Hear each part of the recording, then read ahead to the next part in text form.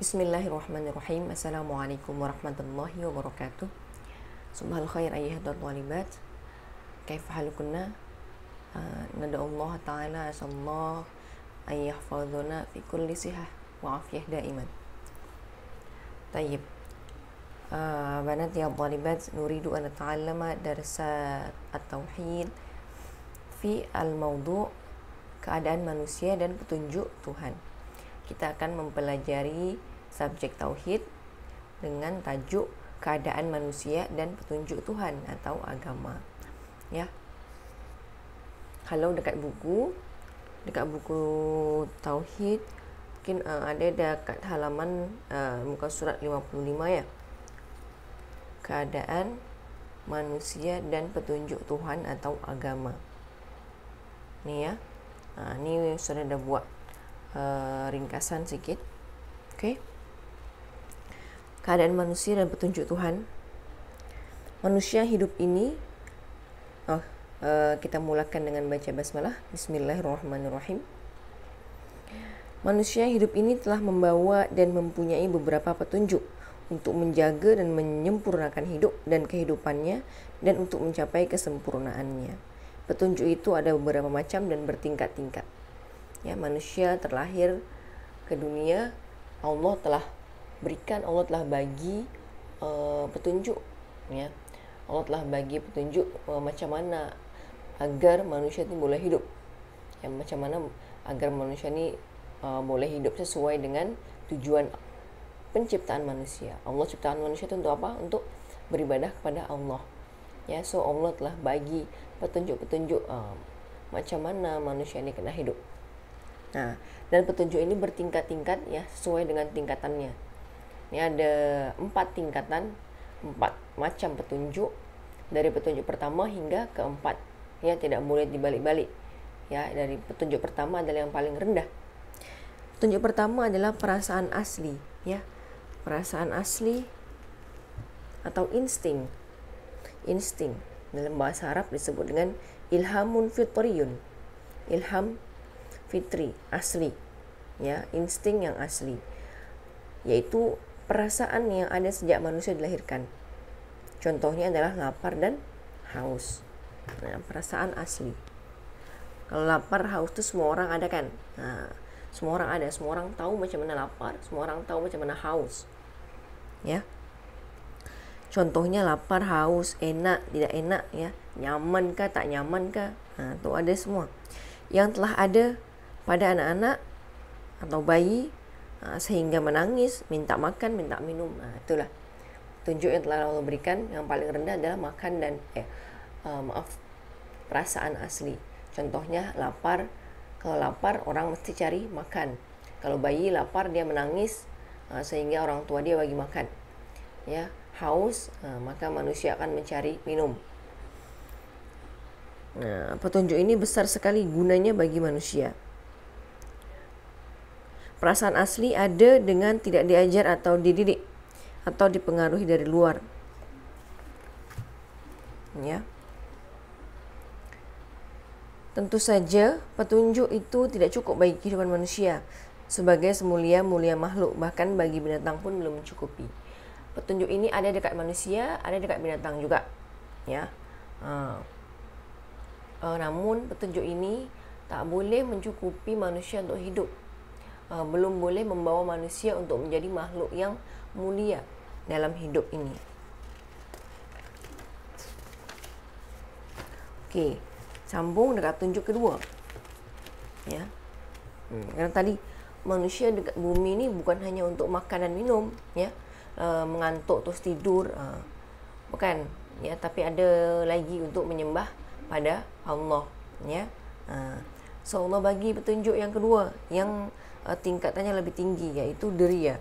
Ya, deriya atau alat perasa yang 5 tu. Ya, mata untuk melihat, telinga untuk mendengar, hidung untuk mencium, ya, membaui, kemudian lidah untuk merasa dan kulit untuk meraba, ya. Tu atau dalam bahasa Arab disebut dengan al-hawas al-khamsu. Ya. Al-hawas al-khamsu. petunjuk ini lebih luas lagi. Ya, lebih luas, lebih sempurna daripada petunjuk yang pertama. Hampir-hampir mencukupi untuk sekedar hidup. Kalau hanya untuk hidup saja, hampir cukuplah. Ya, binatang, haiwan tu boleh hidup dengan lebih elok, lebih baik dengan petunjuk kedua ni. Petunjuk kedua ni ada dekat manusia, ada dekat binatang juga. Ya. Bahkan dekat binatang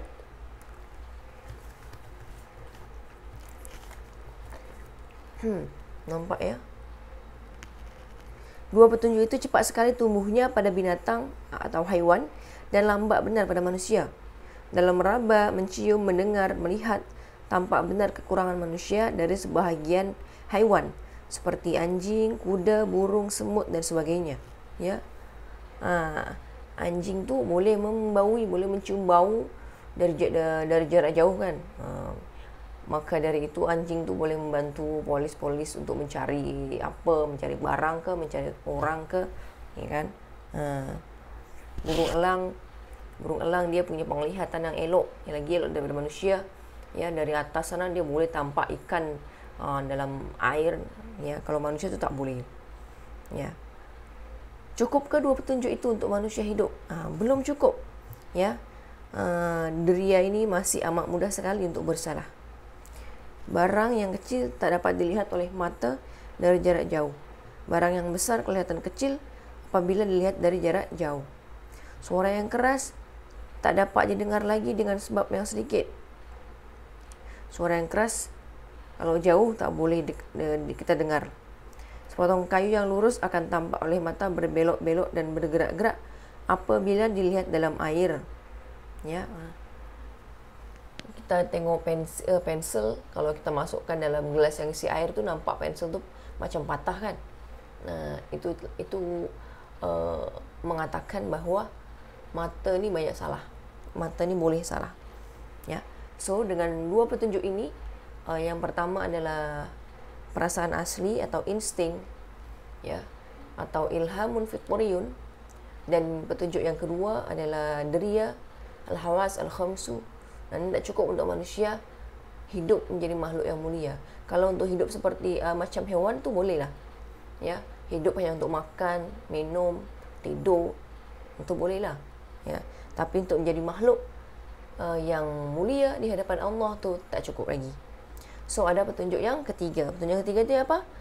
Petunjuk yang ketiga adalah akal, ya. Petunjuk ketiga adalah akal atau pikiran.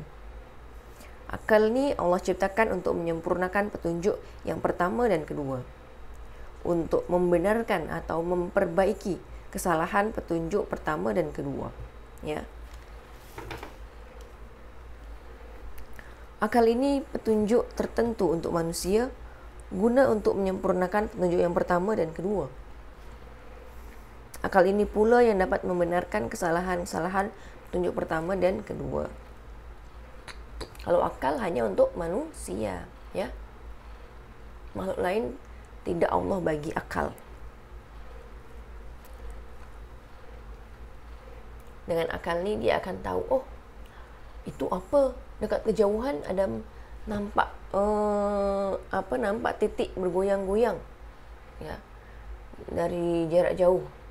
Tahulah dia dengan akal apa itu, ya. Kemudian dia cari kebenarannya, dia berjalan, dia dekati barang yang kecil itu, oh, nampak burung dekat jauh, dari jauh, ya. Oh, dari jauh tak nampak, apabila kita dekati, oh, nampak burung, macam tu. Jadi akal itu memberi petunjuk, ya. Dengan akal manusia dapat mencapai derajat yang lagi tinggi daripada haiwan. Dengan akal pula manusia dapat mengatur beberapa perkara sehingga dapat mewujudkan suatu perkakas yang amat berguna bagi kehidupan manusia. Perkakas ni barang-barang, ya. Dengan akal manusia ni boleh hidup dengan elektrik, ya kan. Hari ini kita boleh hidup dengan smartphone. Hari ini kita boleh hidup dengan kereta, boleh guna kereta, ya, dan macam-macam teknologi lainnya itu diciptakan dengan akal, ya kan? Nah, akal ini dapat dididik atau dipertinggi serta dipertajam dengan banyak pengalaman dan percobaan, dan dengan dapatnya mengambil pengalaman dan percobaan orang lain. Jadi dengan banyak melakukan percobaan, memperhatikan ya kan? Jarib walahid takun arifan. Tuh, perhatikan, kemudian coba-coba, taulah akal ni. Ya. Macam orang dahulu memperhatikan, macam mana rama-rama tu boleh terbang, macam mana burung tu boleh terbang. Ya, dia perhatikan, kalau seandainya manusia terbang, boleh juga, ya kan? Mungkin kita boleh buat teknologi macam burung, macam rama-rama tu sehingga kita boleh terbang. Dibuatlah alat. Mulailah manusia mencoba membuat alat-alat hingga ada pesawat terbang, kapal terbang macam hari ini. Itu melalui percobaan-percobaan. Ya. Maka pada suatu ketika ia dapat mencapai suatu yang menghairankan otak manusia yang lain, bahkan sampai dipandang oleh fikiran manusia sebelum itu sebagai barang yang mustahil. Ya, contohnya smartphone. Kita boleh dengar suara orang yang berbeza negara, berbeza benua, ya kan? Satu dekat Malaysia, satu dekat Indonesia. Satu dekat Malaysia, satu dekat Australia. Satu dekat Malaysia, satu dekat Afrika. Boleh guna telefon, ya kan? Orang dahulu kalau tahu, menangis tu, ya. Tak boleh lah dahulu tu macam tu, ya. Zaman dahulu tak boleh macam tu, ya. Tak mungkin ada, tapi nyatanya sekarang ada. Itu adalah hasil daripada akal manusia. Sebab tu tak hairan jika sekiranya banyak orang yang sangat ta'assub atau fanatik kepada akal, ya, sehingga dia menuhankan akal dia. Ya, ada sebahagian orang karena sangat pandai, dia menganggap dirinya pandai, ya, saintis dia mengatakan Tuhan tidak ada, tapi menuhankan akalnya, menuhankan kepandaiannya, sehingga mereka merasa bahwa akal itu pusat kesempurnaan manusia. Akal itu, dengan akal tu boleh manusia menjadi sempurna. Mereka menjadi terlalu kagum akan pendapat fikiran manusia, ya. Pada masa ini, pada fase ini, tidak aneh jika mereka seakan-akan beragama atau bertuhan kepada akalnya. Itulah orang-orang yang terlalu pandai. Boleh buat apa, ya. Boleh buat hari ini, boleh buat mobil elektrik, ya, mobil yang boleh jalan seorang, ya, mobil tanpa ada pengemudi, ya. Apa nama dia, lupa saya. Kereta tu boleh jalan sendiri, boleh jalan seorang tu. Itu dia merasa hebat, ya, sehingga dia menuhankan akalnya.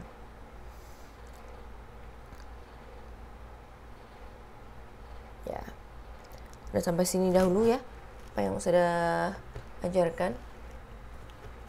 Nanti kita sambung lagi.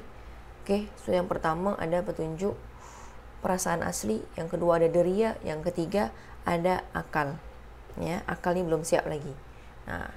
Tulis dia dulu apa yang sudah Ustazah tuliskan ni, sedikit saja, ya. Kemudian tangkap gambar, kirim dekat hantar dekat WhatsApp Ustazah, ya. Okey. Syukran al ihtimam, mana jafi kulli amrin. Assalamualaikum warahmatullahi wabarakatuh.